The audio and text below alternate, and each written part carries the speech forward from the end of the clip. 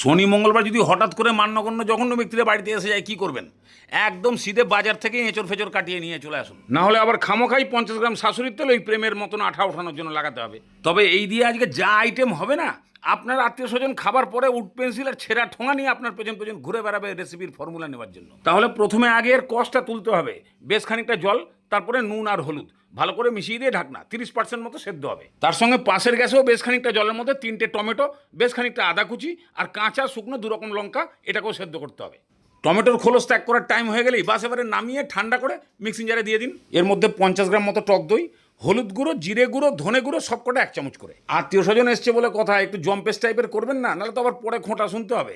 বাস পিছিয়ে একদম এই টাইপের পেস্ট বানিয়ে এবার এটাকে সাইড করে রেখে দিন। দেখুন এবারে এঁচড় যখন দেখবেন এরকম চামচ দিয়েই এঁচড়টাকে 2 আধখানা করা যাচ্ছে, মানে রেডি। এবারে জল ছেঁকে ফেলে দিন। এটা ঠান্ডা হতে হতে ওদের সঙ্গে একটু পীড়িতের কথাবার্তা বলে নিন। তবে মনে রাখবেন ঠান্ডা হয়ে গেলেই কড়াই বসিয়ে আপনার ইচ্ছা মতো তেল গরম করে নিয়ে এঁচড়টাকে দিয়ে দেবেন। এর মধ্যে নুন ঠুন কিচ্ছু দরকার নেই, খালি হাই ফ্লেমে ভাজুন। যখনই দেখবেন এরকম একটু ভাজা ভাজা টাইপের দেখতে লাগছে, বাস এবারে যতটা সম্ভব তেল ছেঁকে তুলে নিন। এবার ওই তেলের মধ্যেই ঘরে যত সেন্ট আছে এক এক করে ঢালুন। তেজপাতা, দারচিনি, জয়ত্রী, একটু এলাচ, একটু লবঙ্গ, এগুলো 10 সেকেন্ড মতো তেলের মধ্যে নাড়িয়ে দিলেই সব সেন্ট তেলের মধ্যে ঢুকে গেল। বাস এবারে টমেটো পেস্ট, মিক্সিটাও ভালো করে ধুয়ে দিতে হবে। তারপরে খালি নুন আর কাশ্মীরি লঙ্কার গুঁড়ো, বাস এবারে কষিয়ে খালি মশলাটাকে শুকিয়ে ফেলুন। মশলা শুকিয়ে যখনই এরকম তেল তেলে ভাব হয়ে যাবে, সেই টমেটো সেদ্ধ করা জল অল্প একটুখানি দিয়ে এবারে এঁচড়, 100 গ্রাম মতো ঝুরো করা পনির, একেবারে সাংঘাতিক টেস্ট হয়ে যাবে। 5-7 মিনিট একদম ভালো করে কষিয়ে দিন। পনির আর এঁচড়ের মধ্যে মশলার ফ্লেভারটা পুরোপুরি ঢুকে যাক। এই পজিশন হয়ে গেলেই এবারে জল, আগে টমেটো সেদ্ধ করা জল, তারপরে বাদ বাকি 1 পুকুর জল দিয়ে এগুলোকে সব ডুবিয়ে দিন। এবারে ভালো করে মিশিয়ে দিয়ে যদি নুন লাগে নুন দিন, অল্প করে চিনি দিন। বাস এবারে ঢাকনা দিয়ে পুরোপুরি সেদ্ধ করুন। ওরে শালা কালার কি হয়েছে রে ভাই, একেবারে জম্পেস টাইপের সেদ্ধ হয়েছে। কীরকম একবার দেখুন। ওরে বাবা, চামচ দিয়েই যদি এই অবস্থা হয় তাহলে দাঁত দিয়ে কি হবে। বাস এবারে খালি 1 চামচ গরম মশলা আর 1 চামচ ঘি ভালো করে মিশিয়ে নামান।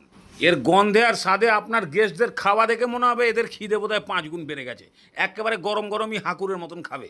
এঁচড় তো প্রত্যেকটা গোটা আছে, কিন্তু একেবারে ফাইন সেদ্ধ, তার সঙ্গে আবার পনিরের টেস্ট, মানে একেবারে জাতে ওঠা নিরামিষ আইটেম। নিরামিষ তো আদা জিরে কাঁচা লঙ্কা বেটেও করলেও খাওয়া যেত, কিন্তু সেটা ঘরে লোকজন আসলে পরে এইরকম একটু জম্পেস মার্কা না বানিয়ে দিলে হয়। বাড়ি থেকে তো বলতে পারবে পনির নেচোর সব খাইছে, খেয়ে একদম শান্তি পেয়ে যাবে। এটাই একটু বেশি করে ঠেলে দেবেন, দেখবেন এই দিয়ে অনেক ভাত খেয়ে ফেলেছে, অন্য তরকারির দিকে তাকাবে না। লাস্টে এটাই বলার, লোকজন না আসলেও সিজন থাকতে থাকতে একবার হলেও বানিয়ে খাবেন, না হলে এঁচোর পেকে কাঁটাল হয়ে গেলে কিন্তু বিরাট বড় পস্তাবেন।